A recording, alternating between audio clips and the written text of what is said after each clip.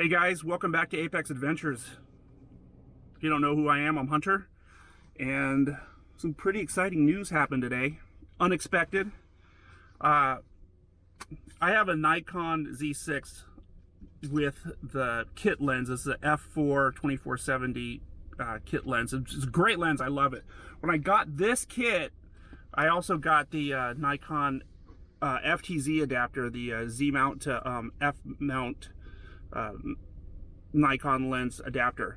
But I don't have any Nikon lenses, old lenses, because I sold them all. I sold everything I had in order to get the Z6, because I just wanted a nice clean system. So I got the Z6, haven't used the FTZ adapter. So I was just driving down the street, and there's a pawn shop. Now, I never go into pawn shops, but I thought, well, maybe if I go in there, maybe they have some Nikon gear, or some camera gear of some sort. Let's see what they have. So I go in there, walk around. I didn't see any lenses, any cameras, no, not even any digital cameras. And I was like, oh, man, well, nothing's gonna happen. So right when I was about to walk out the door, I asked the girl working behind the counter, I said, you wouldn't happen to have any Nikon lenses, would you? And so she did one of these. She's like this, and I'm thinking, oh, this is just a futile effort here. And she says, well, I think we have a lens. It's in the free box. And I said, the free box? What's the free box? She says, oh, we got this box up by the door that it's for stuff that we just can't get rid of, or we never got around to putting on eBay. And so we just put it, in this box for free by the front door. And I thought, all right, well, let's go take a look. So I walk by the front door, I look in the box. The only thing that's inside that box was this box sitting in there. So I pick it up and I look, and it says Soligor auto lens, 70 to 150 millimeter, f3.8. And I thought, well, God, I don't know, I never heard of Soligor. And I'm looking, and I just see the photos or whatever, and I said, so this is free? Maybe I'll go try it on my mount and see if it's an F mount.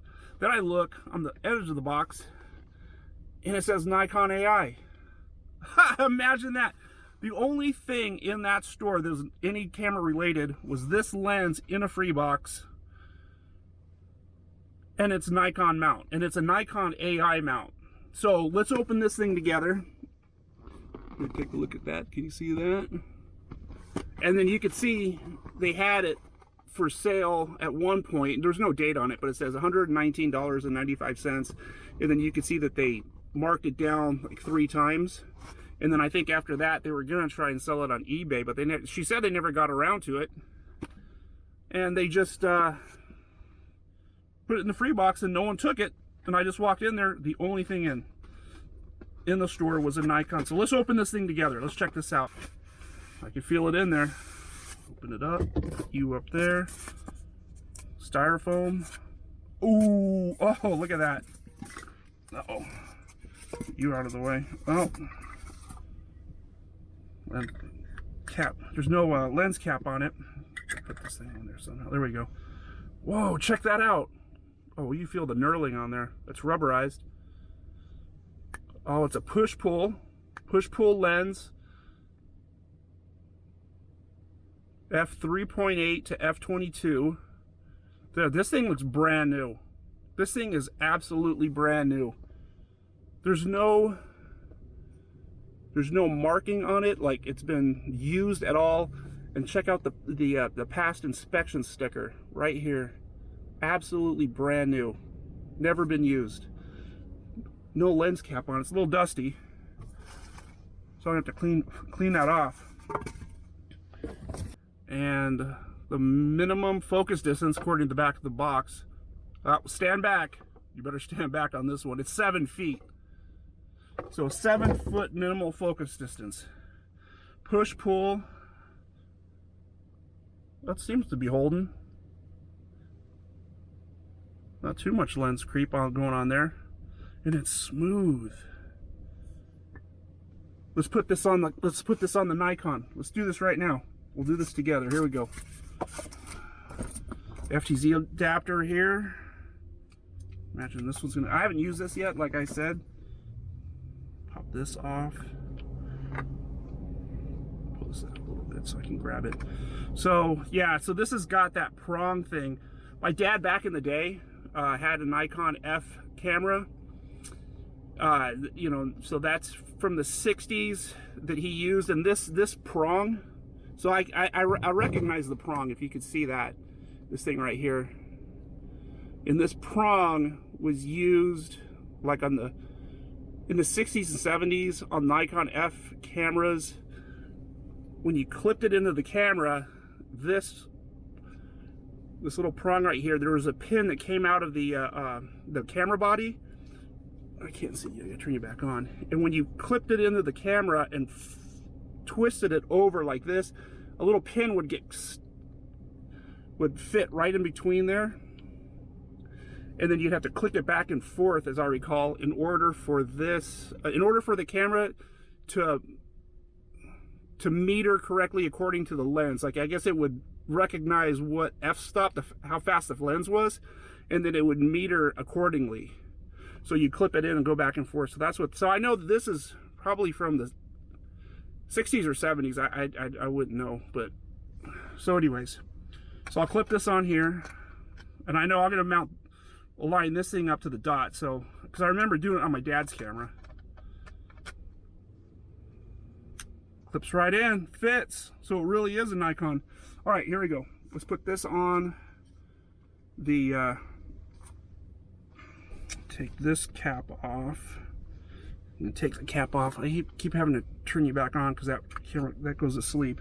Put this off. This lens really hasn't been off this camera since I got the Z6, because I didn't have another lens to put on it. So put that back. Make sure this is turned off.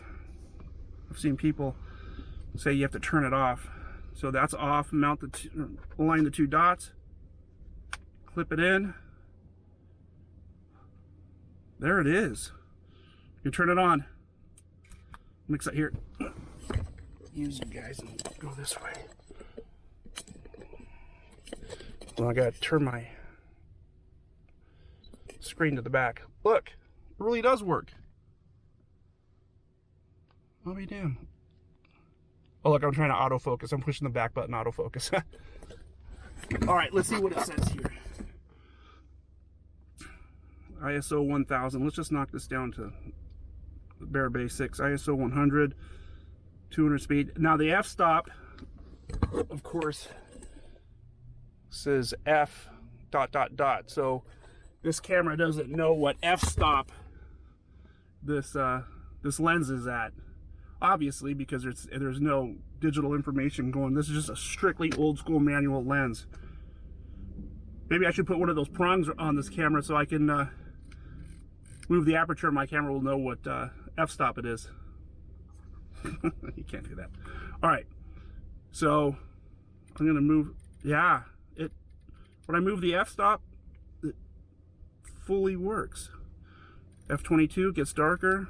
F3.8 gets lighter, and it looks, from looking at the back of it, it looks kind of soft. Then again, my eyes aren't the best in the world, and everything looks desaturated. It doesn't look as vibrant as like my Z mount or my 2470 f4. But I don't know. Let's go shoot a photo with this right now. All right, so I'm going to get set up. I'm going to start shooting a photo. I'm going to shoot a photo of of that old metal barn. Looks like a storage barn for tractors. So let's shoot a photo of that. I think we can get some cool images. First photo with the Soligor 70 to 150 millimeter lens. We did it. Dude, that looks cool. Oh, I like that. I like that a lot.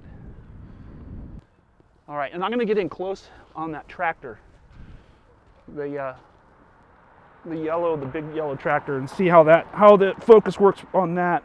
The orange tractor. I'm going to get in close on that. These aren't the greatest images in the world. Just to let you guys know, this is I'm just testing out the lens. These aren't like the greatest. Like, oh, I'll check out these images. We're just testing out a lens. So, you know what? I'm gonna yank out the 2470, and I'll hit that at the 2470, and I'll do that at, you know, at 70 at the same ISO and the same shutter speed. Maybe we'll compare the two lenses together and see what happens. And then we'll compare those and see what a Nikon 2470 compared to a Soligor 70 to 150 3.8. How odd is that f-stop? A 3.8. Weird. All right, I'm gonna take this lens off because I just want to mess around with the new lens. So this was just for comparison.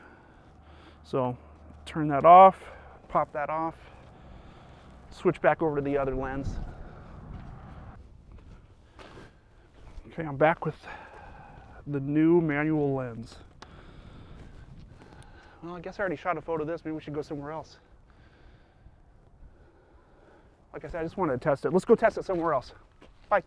All right, we're moving on to the next spot. Kind of rushing this. The sun's going down and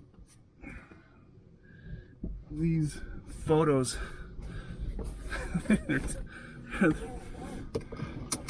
as they say, they're not bangers, but I don't care. Got a new lens, so I'm gonna shoot a photo of something. Down this alley right here. I'll shoot down this alley and we'll see what, I mean, it's backlit and it doesn't, I don't know, I just want to shoot down the alley and we'll look at that image later. I'm not going to take you out there with me, it's pretty windy, so it's just going to be a real quick shot because I want to move on to something else that has better light. So let me just shoot this and then maybe we'll find something else to the next shot. All right. Well, I don't know if it's me. Maybe I need new glasses, but the image, like on the screen, the images, I don't know why, they look soft and desaturated. But maybe, I don't know what, maybe it's just me. Somehow I think that my Z lens that came with the camera, somehow those, it seems like the colors are popping more, maybe more saturated, they have more vibrance to them. But maybe they don't, I don't know. So I can't wait to get these in the Lightroom and on my regular computer and actually see it, because, you know, being outside and having the screen, you know, that doesn't, sometimes for me, when I get right into my computer and into Lightroom, then I can really see what's going on. So maybe they're not, maybe they're just as vibrant as the 2470 kit lens, I don't know. Either way, I like it. Like I said before, I got to get my mind set on a narrower, on a, you know, longer focal distance, because I'm used to seeing everything so wide, like shooting inside a nightclub, you know, doing some shutter drag photography, or on the street shooting like a protest or something. When you get right in front of someone's face, I like shooting that type of stuff. I like being close, or being at a ranch and shooting photos of them Cowboys branding or whatever. I like to be right there. So being further away from my subject is it's not something that I'm 100% used to. Maybe I should shoot a photo of that Dakota Mill and Grain, but then that means I have to be a quarter mile away. Right? Oh shoot, I got to be in the next county to shoot a photo of that with this lens. All right, there's a lone cabin up here. Maybe I should shoot a photo of that. There's a super cool building here. We'll go this way. Watch this. We can't shoot a photo of this because this would be. I'd have to shoot the 2470 on this one that I'm going to show you right now. Oh, you just fell. When the clouds are real thick, and hopefully I can get permission, I can come inside this place, get inside the fence. But crazy enough, as long as I've been in this town, I never even noticed this, just because it's kind of hidden away. But this place is super cool. It's right here, but this isn't the lens for this. Right here. Pulling up. Oh, yeah, I'll turn you around so you can see. Check it out. Well, there's a deer. Look, you see him? Those are zombie deers. But check this place out.